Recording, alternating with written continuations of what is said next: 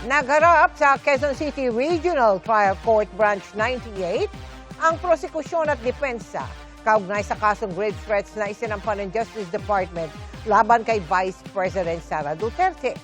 Giit ng tagapagsalita ng DOJ, malinaw ang paglabag ng bise kaya dapat ituloy ang paglilitis.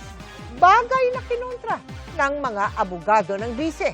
Nakatutok si Rafi Tima.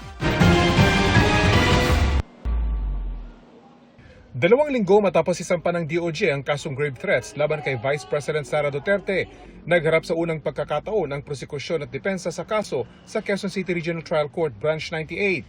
Ito ay para sa oral arguments na ipinatawag ng hukom matapos maghain ng motion to quash ang kampo ng bise. Kaugnay ito sa pagsabi ng Vice Presidente noong November 2024 na may kinontrata na siya para ipapatay si Pangulong Bongbong Marcos, First Lady Lisa Araneta Marcos at Noy House Speaker Martin Romualdez kapag siya ay pinatay.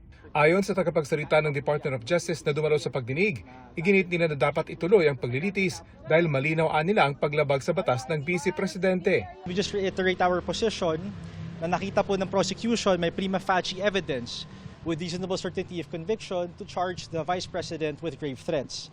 That's 3 counts of grave threats.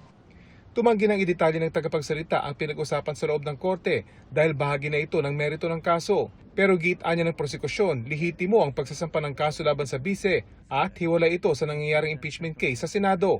Hindi po ibig sabihin na dahil may impeachment proceeding na nagaganap, hindi na po pwede maganap ang criminal proceeding. Kaya po namin sinampahan ang Vice President.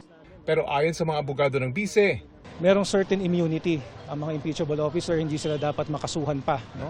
Kung meron mang ikakaso sa kanila, ito ay dapat pagkatapos ng kanilang paglilingkod, no? ng kanilang term or tenure as impeachable officers. No?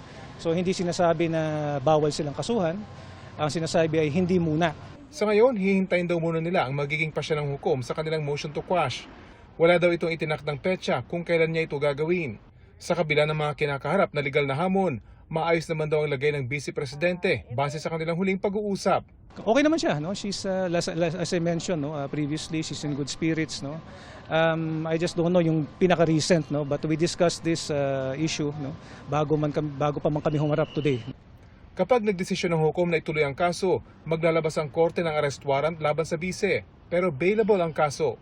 Sa kasong isinampa ng DOJ laban sa bise, 120,000 pesos ang inirekomenda nilang piyansa.